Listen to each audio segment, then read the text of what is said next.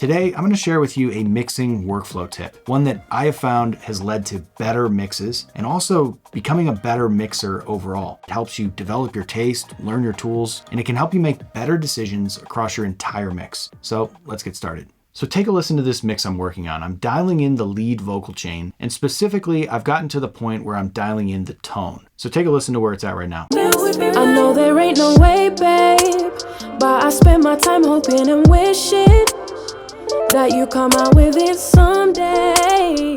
And we said fuck it and we did it. We just take the risk, yeah.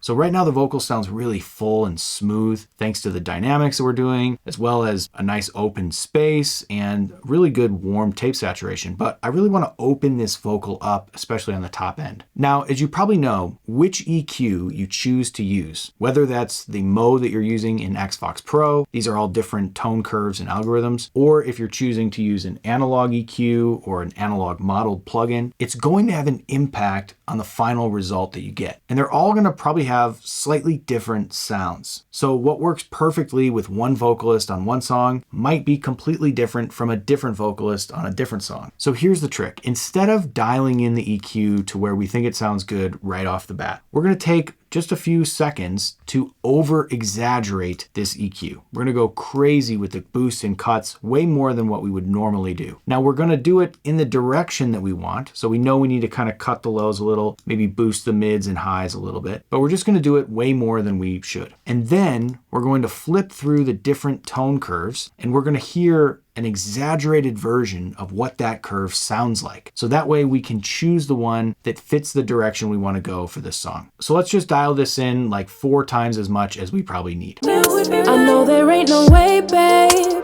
but I spend my time hoping and wishing that you come out with it someday. So we've got it way overdone, but now we can flip through these tone modes and really hear the difference and the character and how well it fits with the particular vocalist and the style that we're going for. I know there ain't no way, babe, but I spend my time hoping and wishing that you come out with it someday. And we said fuck it and we did it. We just take the risk, yeah. So for example, Vintage sounds really dark and smooth, whereas NYC sounds really bright and airy and open. Take another listen to these. I know there ain't no way, babe, but I spend my time hoping and wishing that you come out with it someday. So by exaggerating the processing, we can really hear what the tool is going to do for this particular track. So after listening to all these, where I would probably land with this track is NYC. It just sounds the most open and natural for this particular vocal. And you can do this if you're using different EQ plugins. For example, set them all up on your track, dial in extreme settings, try to match the settings for each one. And then that way you can kind of flip through them and hear which one is going to bring the right character to your mix. But now comes a really important part if you're going to do this. You have to be careful not to let that over-processed version sway your judgment. Imagine if you drink a ton of soda and then you drink an unsweetened iced tea. That tea is probably going to taste like it needs a lot of sugar to make it taste good. Whereas if you had just started with the tea, you might actually like the taste of it by itself. So essentially it's kind of a palate cleanse. We need to reset our ears and make sure that we're going to make good decisions with our processing. So I like to just flatten the EQ, listen to it a little bit flat. I know there ain't no way, babe,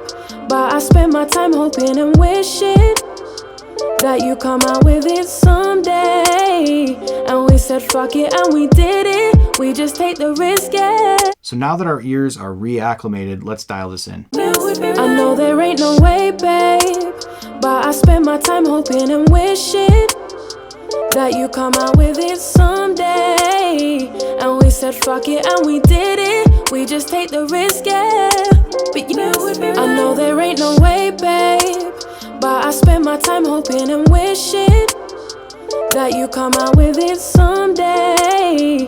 And we said fuck it and we did it. So now I love what this vocal tone is doing. It sounds really open, crisp, and clear, and it's definitely the direction I want to take this mix in. Now, of course, choosing which tool you're using, which mode you're using, is a creative decision that's very subjective to wherever you want to take the mix. If I had wanted to go in a much darker, vibier direction, I might have chosen Vintage or Clear. But the benefit of this workflow where you push your plugins to the extremes to hear what they do, it allows you to really decide if this tool tool is the right tool for the mix you're working on, and if it's bringing the right flavor to your mix. So to recap this tip, whenever you're choosing a tone mode, for example, try boosting the processing to the extreme. Then flip through the modes and really hear the difference of what each one is doing. That way you can land on the one that pushes your track in the direction you want to go in. Then after a quick palette cleanse, dial in the appropriate amount. This works great on EQ, reverb and delay, even SFX sometimes. The one time it doesn't work that great is on dynamic processing, like compressors and de-essers. And that's because compressors can take on very different characters when you push them to their extremes. So if you push a compressor all the way to the extreme, it might have a different character than if you had just set it appropriately from the beginning. So it's not quite as helpful to do this trick on compressors. One of the great things about doing this though, is that it helps you learn your tools. Whenever you get a new tool, see what happens when you push it to the extremes. It's going to help you learn what the tool can do, but over time you're going to start to build this knowledge up of all your tools and which ones to reach for in different scenarios. Like let's say you want a super bright airy tone and you like how the NYC sounds on the high slider. You'll say, oh, I know how to get that. You can go right to that setting. Or let's say you wanted a super dark and smooth sound. You would know, oh, the vintage mode is the one I like to use for that. This is something that you probably don't see that often. Even if you see a pro break down their mix, you don't see all the hours that went into learning each tool and really what it can do. So it's time well spent to push your tools to the extreme, learn what they do, learn what they sound like, and then start to figure out when to apply those in different scenarios as you're mixing. So I know this is a bit of a different style of tip than we typically cover on this channel, but I hope it's something that you find useful and will help you grow as a mixer. I know for me personally, even when I'm watching other pros mix, I always find something to pick up on in their workflow, and this is something I saw recently that I wanted to pass along. I think it's a great way to make sure you're really mastering your tools and using them to the fullest extent possible. So if you enjoyed this type of video, kind of general mixing and creative development, give it a like, subscribe, and leave us a comment down below. And as always,